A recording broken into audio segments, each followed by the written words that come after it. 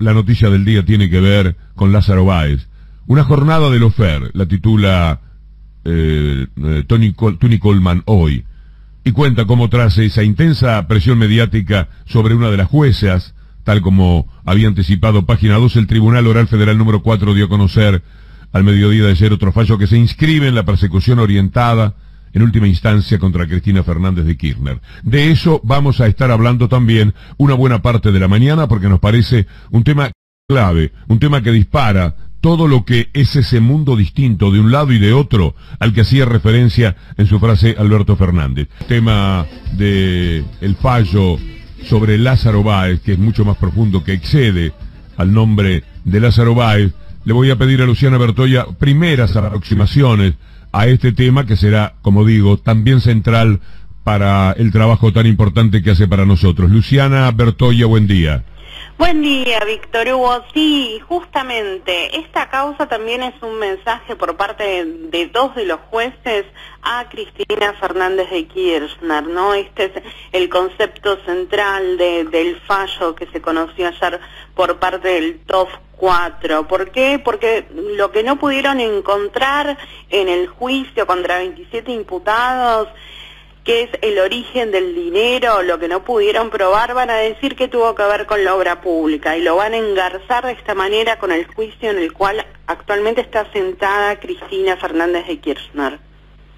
Víctor Hugo, es importante lo que está diciendo Luciana, porque cuando uno repasa este fallo, esta condena a 12 años, pensemos que el homicidio doloso tiene una pena mínima de 8 años, tiene 4 años más esta condena. Cuando uno repasa las instancias, primero hay que decir que no están los fundamentos del fallo, ¿no? Los fundamentos del fallo van a estar en abril. Y segundo, hay que remarcar algunos detalles que vamos a ir viendo a lo largo del día junto a Luciana. Te digo un dato concreto. Ayer estuvimos en contacto con el abogado de Lázaro Báez.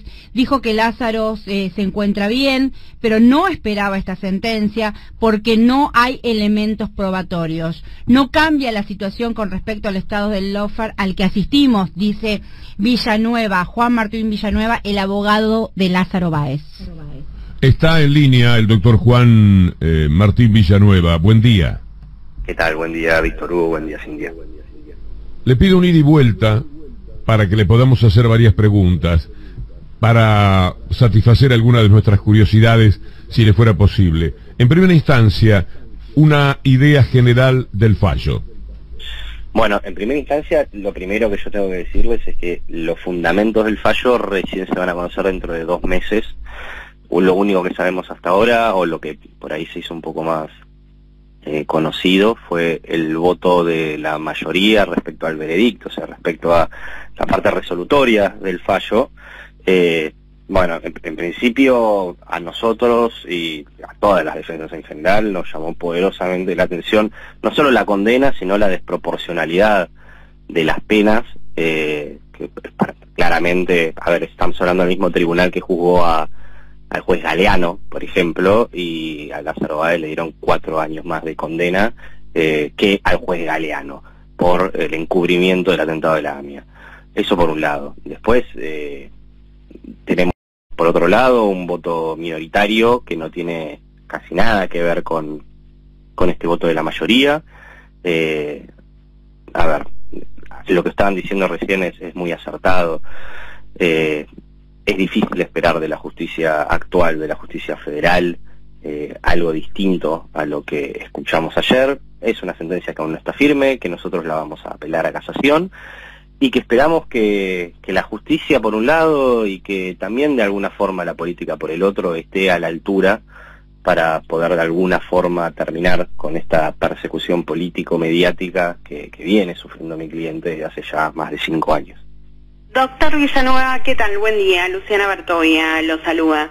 Le quería consultar por, bueno, hemos conocido que hay al menos irregularidades, ¿no? En cómo se tramitó esta causa, que hubo presiones, que estuvo un arrepentido guionado por parte de la AFI. ¿Usted nos podría detallar cuáles son estas irregularidades?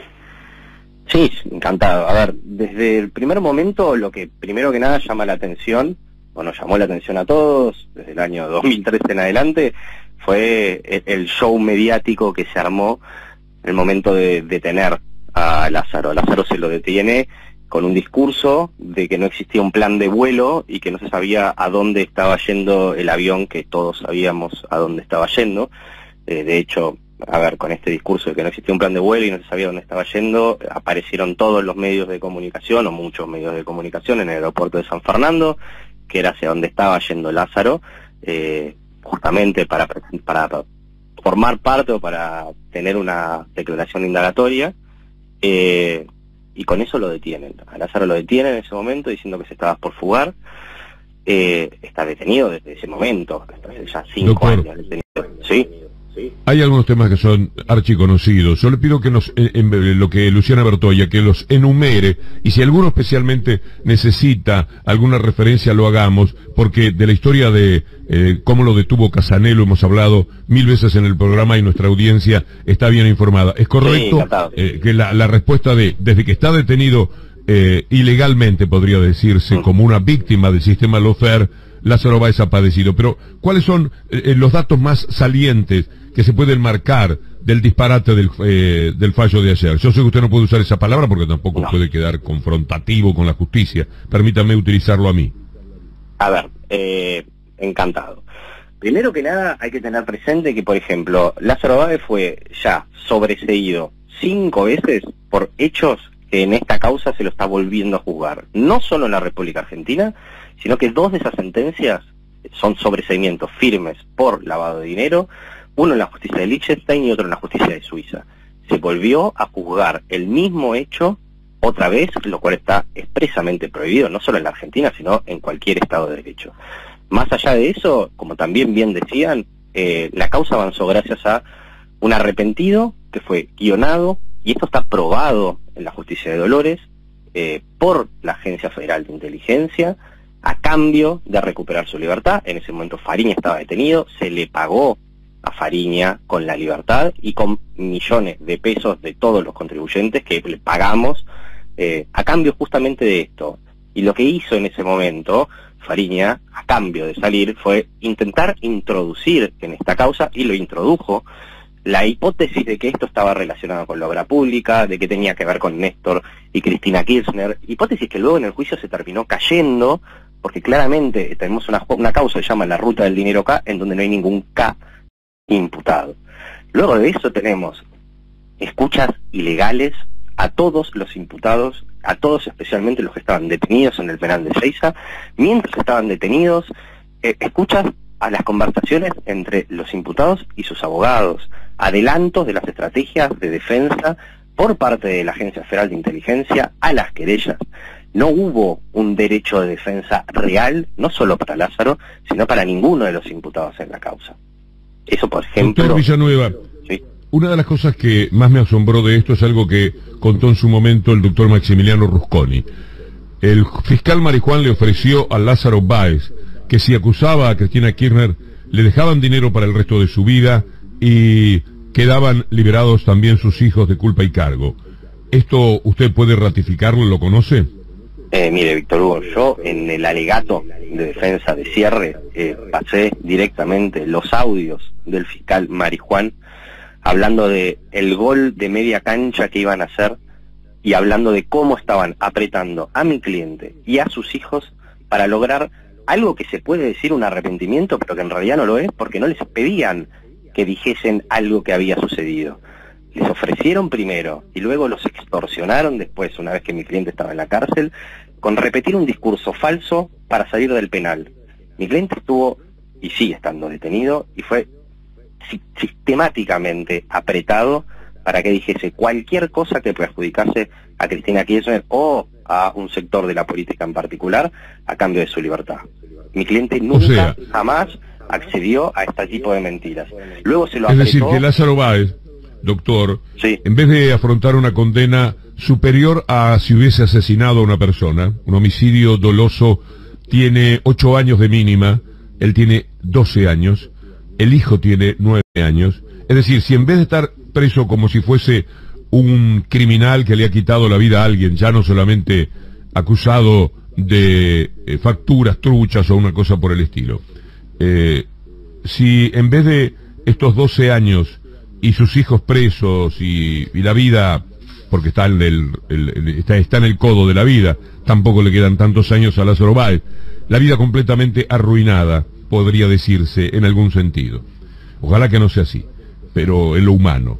Pero uno piensa que ya no hay levante, ya no hay ninguna oportunidad, que la condena es como a perpetuidad. Él pudo haberse salvado de todo esto con solamente mencionar el nombre de Cristina Fernández de Kirchner y salía. ¿Cómo se puede vivir como abogado frente a una circunstancia que es así? Porque esto le daba a usted la pauta de que nunca iba a poder ganar esta causa. Yo asumí esta causa sabiendo, ya en el tramo final de la misma y sabiendo lo que era esperable. Lo que está diciendo usted es tal cual así. Mi cliente desde el primer momento se le ofreció, o no desde el primer momento, pero desde que asumió la gestión anterior, se le ofreció decir cualquier cosa con tal de salvarse él. Luego se le dijo directamente que si no lo hacía, como él se negó y se sigue negando a este tipo de chantaje, que su hijo iba a terminar detenido en el penal. Su hijo Martín está detenido en el penal justamente porque Lázaro nunca accedió a este tipo de presiones o a este tipo de coacciones. Él, como dice usted, está dejando la vida, por eso están incluso sus hijos sufriendo esto. Yo, la verdad, que espero, como le dije al principio, no solo una respuesta coherente y adecuada a derecho en la casación, sino que también espero que la política entienda esto. ¿Qué comentario le merece, doctor Villanueva? Estamos hablando con el abogado de el señor Lázaro Báez, el hecho de que no vayan presos algunas personas que tienen una condena superior a los 3 años. ¿Será parte del viejo acuerdo con Fariña el hecho de que lo condenen a 5 años y a diferencia de Amado Vudú, que fue llevado, uno de los jueces de Amado Vudú, Costabel, estaba con Bertuzzi cuando negociaron la cárcel de Amado Vudú y lo mandaron prácticamente desde el juicio oral a la cárcel? Ahora no hay detenidos. La sanción a Vudú andaba por los 5 años, a Fariña también por los 5 años. ¿Usted cree que lo de Fariña será así siempre, que va a seguir fuera de la cárcel como corresponde, por otra parte, que esté libre porque no da para que vaya preso? Primero que nada, yo, y esto lo mantengo más allá de quién sea el nombre o el apellido de la persona, que una persona esté detenida de manera previa a que una sentencia quede firme, bueno, es una aberración por un lado, salvo algunos casos extraordinarios muy claros que están contemplados en la norma, que son los peligros procesales de entorpecimiento o de fuga de la persona. Más allá de eso, sí, lo que llama mucho la atención es que esta causa, que tiene como ilícito precedente una evasión tributaria, y estamos hablando de penas de prisión, como bien dijo usted, superiores incluso al mínimo que se puede desplegar por un homicidio, al mismo tiempo tenemos cientos o miles de personas en la República Argentina que han evadido impuestos. Estamos todas las imputados en la causa del HSBC, las causas del Correo Argentino. Ninguna de estas personas está, Víctor Hugo, sentada en el banquillo del acusado con una acusación por lavado de dinero. Juan Villanueva, ¿cómo le va? Cintia García lo saluda. Es importante lo que usted está diciendo, entonces me permito preguntarle, ¿el delito precedente de esta condena por lavado no es la obra pública? Mire, yo tengo que serle 100% sincero acá. Los fundamentos del fallo van a estar recién dentro de 2 meses. Quien le diga el día de hoy que el fundamento o el ilícito precedente que se tuvo para esta condena es tal o cual delito, directamente le está mintiendo o especulando. Yo lo que le puedo decir es que se acusó por el ilícito precedente evasión por un lado y por el ilícito precedente obra pública por el otro. Las querellas las confundieron, los mezclaron. Hay que aclarar que son 2 ilícitos que son abiertamente autocontradictorios. Si obra pública termina con una condena y es un delito, la evasión impositiva no existe, porque en Argentina los delitos no tributan. Y entonces también viceversa, si evasión existe, la causa de obra pública no puede existir. Las querellas se acusaron por los dos. Hay que ver qué es lo que termina diciendo el tribunal en su voto mayoritario. No puede decir los dos al mismo tiempo porque son directamente contradictorios, pero también hay que aclarar algo. Yo formo parte también de la defensa de Lázaro Báez en la causa de vialidad. La causa de vialidad se cae a pedazos semana tras semana. Los testigos de la acusación no hacen más que destruir la propia acusación cada vez que van a declarar. Está probado que Sí, de perdón. todas maneras, una cosa increíble que sucede hoy con la justicia es que con la sospecha se podría decir la no probanza de ese delito precedente se podía accionar de esta manera. Me parece que había como una especie de acuerdo judicialmente para que esto pudiera suceder, lo cual es un disparate mayúsculo, que con la sospecha de un delito precedente se pudiera llevar a cabo la detención de Lázaro Báez. Si el delito precedente, cualquiera que sea, todavía no está juzgado, es una cosa tremenda, es decir, le están poniendo en la condena un delito que aún no ha sido probado para que esa condena sea tan importante como la han querido los medios de comunicación. Ahora bien, doctor, ¿hay defensa para Lázaro Báez en el tema de esas famosas facturas de Bahía Blanca? En pocas líneas, ¿puede decirnos si eso es falso, si es verdad, si es un malentendido? Mire, es muy claro lo que usted acaba de mencionar. Para que dé una idea, en esa causa, la causa de Bahía Blanca de facturas, ni siquiera cuenta con un procesamiento firme. No es que tenemos una condena, ni siquiera hay un procesamiento firme en esa causa de Bahía Blanca. Es una causa que tiene ya más de 10 años y ni siquiera llegó a esa instancia. Hay también que aclarar ahí que por esa causa, Austral Construcciones fue sobreseída. Luego de que fue sobreseída, hay una persona, alfil, si se quiere, de una conocida diputada opositora dentro de la FIP, que a través de comunicaciones y seguramente algún tipo de arreglo, solicitó que se reabra esa causa. Pero esa causa se reabrió de forma irregular, sin hacer lo que se conoce como una cosa juzgada. ¿Quién hizo que se reabriera la causa? ¿La persona de la FIP es desconocida? ¿Hay alguna persona de la política? Mire, el contador Meskovsky, que trabajaba para la FIP, que es el mismo contador que persiguió al Grupo Austral, el mismo contador que persiguió al Grupo Indalo, la misma persona que tenía acuerdos, y que esto también quedó probado con el doctor Claudio Bonadío, para llegar adelante persecuciones contra el Grupo Indalo por un lado y contra el Grupo Austral por el otro. Esta fue la persona... ¿Cómo se llama este hombre? Meskovsky, contador Meskovsky. Sí. Esta persona está actualmente imputada por abuso de autoridad, por falso testimonio, tiene que ver directamente con esto que le estaba contando, y tenía una relación muy directa con personal de la gestión anterior y especialmente con la diputada Elisa Carbo. A partir de eso se reabre esa causa de evasión impositiva, que insisto, ni siquiera tiene como un procesamiento firme. No obstante ello, lo usan como algo ya probado, juzgado y cierto, para decir luego que existió un lavado de dinero. La realidad es que se eligió esta figura en particular, la figura del lavado, justamente para avanzar antes que cualquier otra causa con esto, porque permite eso, permite con una mera sospecha avanzar. El problema es que este delito está pensado originalmente para otro tipo de situaciones. Por ejemplo, para combatir el narcotráfico, una persona que tiene una montaña de dinero al lado suyo que no la puede explicar. No es el caso de una persona que tiene un grupo empresario, que es contratista del Estado Nacional y que tiene actividad lícita, probada y desarrollada. Se avanzó con esto porque se buscó con esta forma de avanzar y con este delito particular, atacar directamente a un sector del peronismo y atacar directamente las figuras de Néstor y Cristina Kirchner. Bien, doctor Juan Martín Villanueva,